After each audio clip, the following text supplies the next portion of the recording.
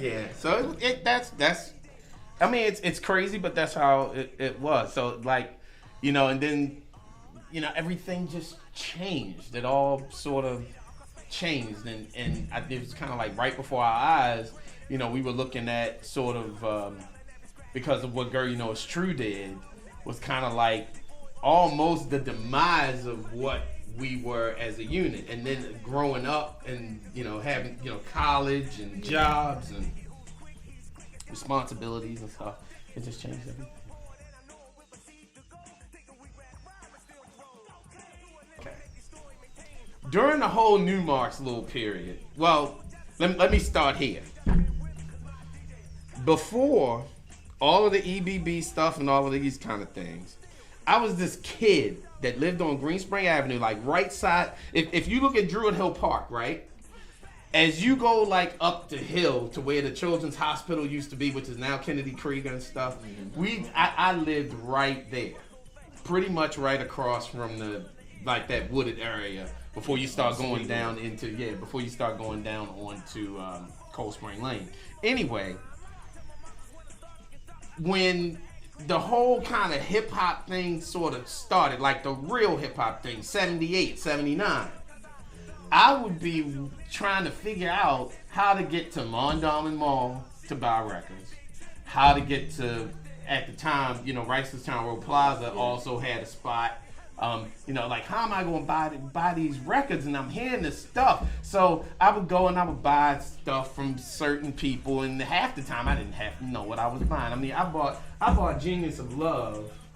No, I bought Now That We Found Love by Third World, thinking that it was Genius of Love, and it wasn't the record. So I got home and I was like, this ain't the record, but I like it anyway, so it's all good. So it was just kind of like, I was so young, and my parents were so kind of like over me. Like, if we went to the market or something at one of these places, I would just go and buy records.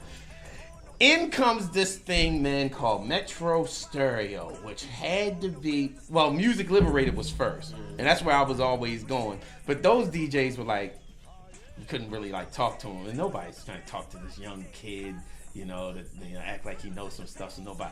In comes Metro Stereo and Thommy Davis.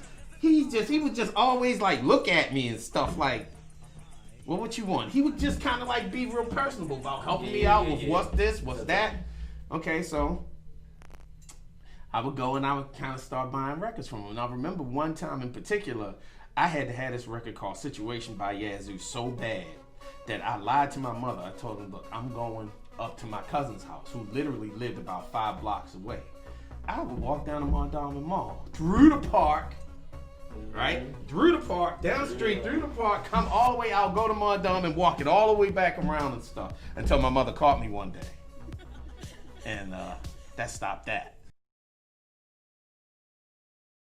So I wasn't buying any records like that anymore. But anyway, long story short, he was kind of like a connection to helping me figure out what a lot of these records were.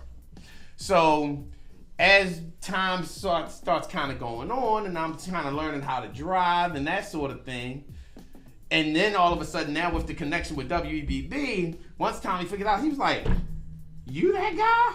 Like, yeah. He's like, you lying. Like, that guy in Numarx and stuff. He's like, yo, y'all be doing some stuff, blah, blah, blah. So now Tommy's like looking at me when I'm coming in, and he would like hold certain records back from like certain people. So if there's like 1s or 2s or something, he would like, yo, take this. And I would be like, yo, what is this? He would put it on, and the whole store, because like the store would be packed, whole store would be going crazy. He was like, no. He would give it to me, and I was just like, oh, all right. So that's where we started.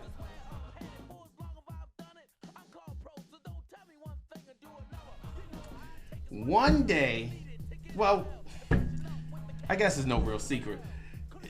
Randy was our manager. Randy Dennis was our manager. We were always cool with him. And he was, like I said, he was always just trying to force us to do certain stuff. We had a contract with him, like a legitimate, like written thing that, our parents really weren't like happy with us signing, I don't think, in a lot of ways, but they allowed us to sign it and go ahead and so we were officially under Randy Dennis's So we couldn't really do anything without telling them. And I said, okay. So one day, and I kid you not, this is how this happened. During that big old storm of 84, it's 84. I think it was 84. Had to be 84. Yeah, because the big one was like 81, 82. The next big one was like 80. Anyway, Wayne was over at the house. Y'all were doing whatever y'all were doing. Yeah. Wayne was over at the house. He got stuck in the house with me. So he had his drum machine there, which was like a rare kind of a thing. Cause like I said, he was always punishing stuff. So we must have like had this rehearsal or whatever. So he had his drum machine was there, and I had the 4-track recorder and something else. I think maybe Junior had left like his reverb thing at the house. And we were just bored as I don't know what. So we were downstairs and we like making beats and doing stuff, right? So I said, let's try a house record. So Wayne, he puts together this house beat, killing, right? So I literally like started, we had a little sampler.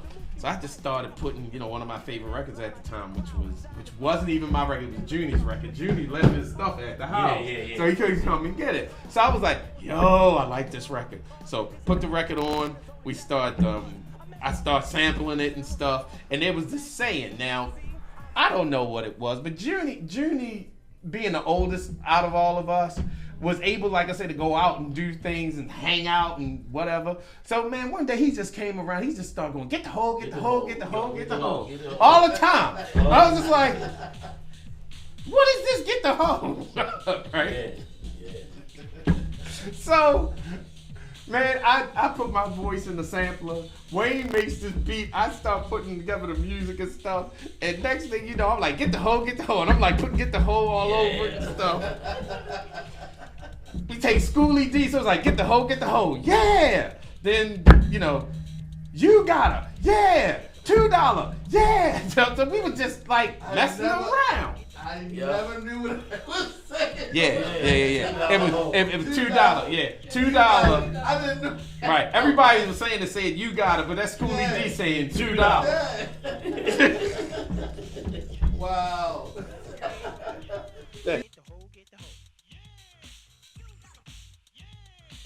So, all right, we record the record on a cassette tape because I ain't had nothing else.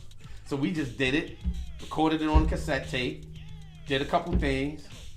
I gave it to him. I was like, yo, check this out, man. Me and Wayne made this while we was in it was the Thommy. Me and Wayne just made this, man, just to see what you think about it. Next thing I know, he playing it in the store and losing his mind. You know how Thommy is. And back then, he could do backflips and all that other kind of crazy stuff with his long hair. And we were like, I'm like, yo, seriously? He's like, that is rocking. So Thommy, in plain Thommy fashion, comes back and he says, yo, I need you to do it again. Like, do what again? What are we going to do again to it? I need you to change this, do this, do that, do this, do that. And I'm like, okay, well, all of the setup that I had was gone, right? So I was like, I can recreate this if I tried. So I just messed around on a 4-track with the cassette player, just messed around and just, try to put together what he wanted, he said he wanted. I took it back to him and he was like, yeah, yo, that's it. I was like, what do you mean this is it? I'm getting ready to go and press this record. I'm like, yo, you can't do that. I'm under a contract.